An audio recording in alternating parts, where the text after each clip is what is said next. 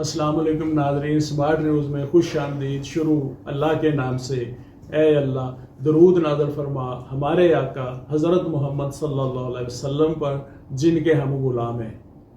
Smart news channel کو subscribe کرنے کا شکریہ۔ جن احباب نے ابھی تک چینل کو سبسکرائب نہیں کیا تو پلیز چینل کو سبسکرائب کر لیں۔ ناظرین، پاکستان میں آئین اور قانون کے مطابق جرائم کو 2 گروپوں میں تقسیم کیا گیا ہے۔ نمبر 1، مجموعہ تعزیرات پاکستان کے تحت ہونے والے جرائم، اور نمبر 2، باقی دیگر قوانین کے تحت ہونے والے جرائم۔ تعزیرات پاکستان کے تحت ہونے والے جرائم کی سماعت میجسٹریٹ، عدالت سیشن اور ہائی کورٹ کرتی ہے۔ دیگر قوانین کے تحت ہونے والے جرائم کی سماعت میجسٹریٹ وہی میجسٹریٹ کرے گا جس کو اس قانون کے تحت اس کا اہل قرار دیا گیا ہو، یا ہائی کورٹ یا ایسی عدالت جس کا شیڈول میں ذکر کیا گیا ہو۔ وہ جرائم جو تعزیرات پاکستان کے تحت نہیں آتے بلکہ دیگر قوانین کے تحت آتے ہیں، ان کی سماعت ان دیگر قوانین میں بیان کردہ عدالت کرے گی، تاہم اس سے ہائی کورٹ یا عدالت سیشن کے اختیارات کو کم یا محدود نہیں کرتی۔ ہائی کورٹ اور عدالت سیشن تعزیرات پاکستان کے تحت ہر جرم کا ٹرائل کرنے کی مجاز ہے۔ اگر تعزیرات پاکستان کے علاوہ کسی دیگر قانون کے تحت کوئی جرم سرزد ہو تو اس قانون میں جس قانون کو عدالت کو اختیار دیا گیا ہو وہی عدالت سماعت کرے گی۔ اگر ایک اسپیشل لاء میں وضاحت موجود نہیں کہ کون سی عدالت قانون کس کے تحت سماعت کرے گی تو پھر وہ عدالت سیشن یا میجسٹریٹ ہی سماعت کرے گا۔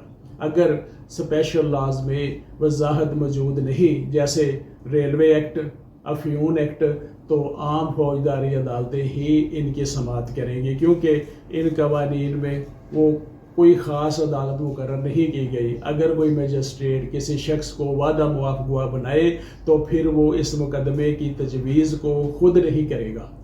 اگر کوئی میجسٹریٹ درجہ اول کسی ایسے مقدمے کی انکوائری کر رہا ہو جو سیشن کورٹ کے دائرۂ اختیار سماعت میں ہو تو وہ انکوائری مکمل کر کے مقدمہ عدالت سیشن کو ہی بھجوا سکتا ہے یا ملزم کو خود ڈسچارج کر سکتا ہے، لیکن وہ اسے کسی میجسٹریٹ دفاتر کے سپرد نہیں کرے گا۔ اگر بادی النظر میں کوئی مقدمہ قتل عمد کا کوئی مقدمہ ہو تو میجسٹریٹ اسے خود تجویز کرنے کی بجائے عدالت سیشن کے سپرد کر دے گا۔ وہ قتل عمد کے جرم کو گھٹا کر جرم کو کم تر بنا کر خود سماعت نہیں کر سکتا۔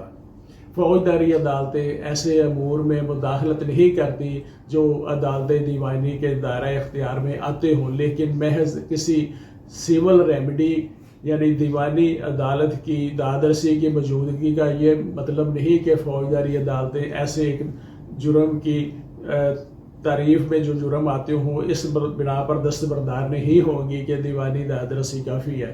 عدالت پر فوجداری مقدمات کے سلسلے میں بمقابلہ دیوانی بھاری ذمہ داری عائد ہوتی ہے کہ مقدمات دیوانی میں فیصلہ زیادہ قابل لحاظ شہادت پر کیا جاتا ہے، اور وہ بھی جو فریقین اپنی مرضی سے عدالت میں پیش کریں، جبکہ اس کے برعکس فوجداری مقدمے میں سزا اس وقت تک نہیں سنائی جاتی جب تک کہ شک و شبہ سے مبرہ جرم ثابت نہ ہو جائے۔ فوجداری مقدمے میں عدالت ملزم کے قصور کا تعین اس بنا پر کرتی ہے جو اس کے روبرو پیش کی جائے، اور وہ ایسا کرتے ہوئے کسی ایسے فیصلے کا لحاظ نہیں رکھتی جو کسی عدالت دیوانی نے انہی فریقین کے مابین اسی مقدمہ کے بارے میں پہلے سے صادر کیا ہو۔ فوجداری مقدمہ میں عدالت کا فرض ہے کہ وہ تمام متعلقہ شہادت صفحہ مثل پر لائے۔ کوئی واردات بلحاظ وقوع ہمیشہ مقامی ہوتی ہے۔ جرم کا ارتکاب خواہ ملک سے باہر ہی کیوں نہ ہو، اس کی بابت یہی تصور ہوگا کہ وہ پاکستان میں سرزد ہوا ہے۔ مثلا پاکستانی جہاز کے اندر اگر کوئی جرم ہوتا ہے، جرم کا ارتکاب کرنے والے شخص کے خلاف پاکستان میں مقدمہ چلایا جا سکتا ہے، خواہ وہ بوقت وقوع جہاز کسی دیگر ملک میں تھا۔ اس کے ساتھ یہ اجازت دیجیے، میں محمد امین، ایڈوکیٹ، اسمارٹ نیوز۔